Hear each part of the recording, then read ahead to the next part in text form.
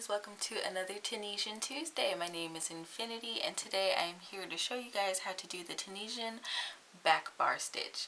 Now this stitch is basically another way to purl in Tunisian crochet. A lot of people, they want to follow patterns, but they don't like the mechanics of actual purling. And not to say that this is a scapegoat, but you could probably use it that way. So, without further ado, I'm going to jump right into the tutorial. Alright, so like I said, this stitch is basically a purl stitch, so it's going to look like a bunch of pearls, and so yeah, there's my thumbnail. Alright, so what you want to do, basically you start off with your slip knot as per usual, and you can do this stitch in any assortment of chains, any number of chains that you'd like. I think I did 10 for that last one, or 12. 1, 2, 3, 4, 5, 6, 7, 8, 9, 10. Yeah, I'm going to do 10. And I'm just going to cast on as normal.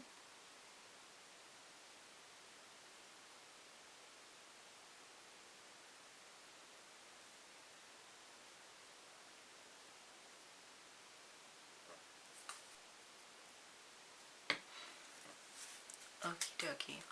Now that I've cast on, what I'm going to do is my returning pass. If you don't know about these basic Tunisian steps, feel free to check out my Tunisian playlist back on my channel. I'll probably end up linking it at the end of the video, so stick around till then.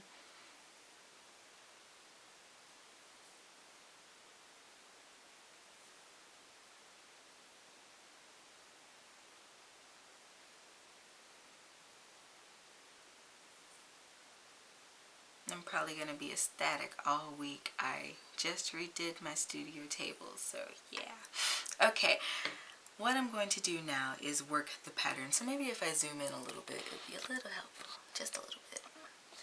So typically in Tunisian crochet, when you go to work your rows, you don't work in this, you never work first of all in this stitch. And typically you work in this front loop.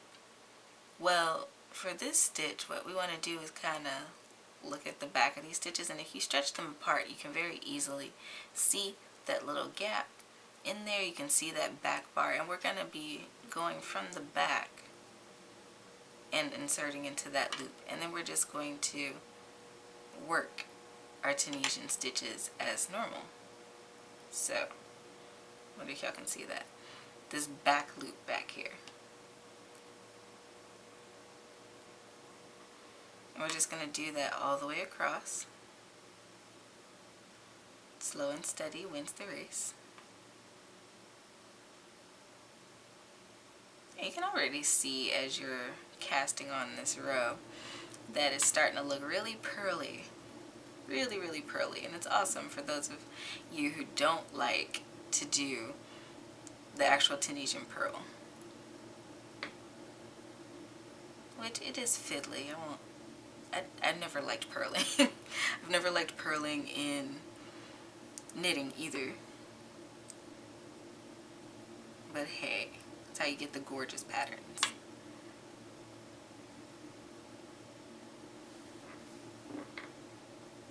Alright, gonna slip into the last one. Then that last one on the edge. Just gonna work in there. With your yarn to the back of the stitch, like a normal person, and pull up that last loop. Okay? And this is what you have so far. You can see the little purl ridges, and then you just want to do your returning pass like you normally would. And when you cast off this stitch, you cast off purl-wise. I might do a tutorial on that. That sounds nice.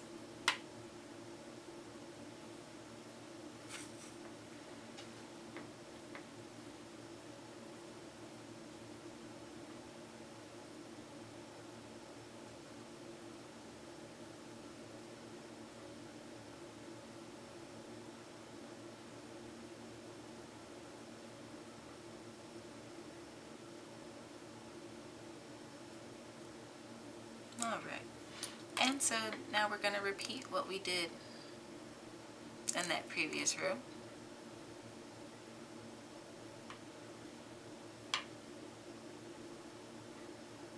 And just work in those back bars. And as you continue to do that, you're going to, like I said, get that pearl effect similar to the swatch that I had at the beginning of the video.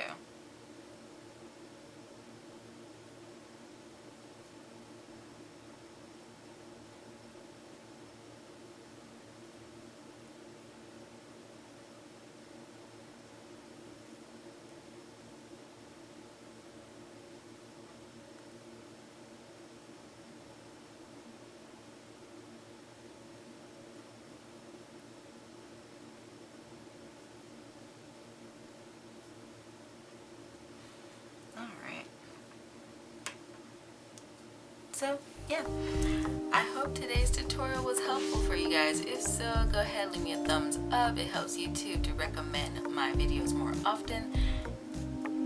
Don't forget to hit that subscribe button and ring the notification bell so you never miss out on awesome weekly content like this. I post Tunisian tutorials, of course, every Tuesday at 9:30 a.m. CST. Also, don't forget to check out my other pages and social media, which is all linked down in the description below, including my Etsy store. I have a merch shop. I am on Instagram, Facebook, Twitter, like I said, everything but Snapchat. And thanks again for making it to the end of the video. Until next time, guys, happy making.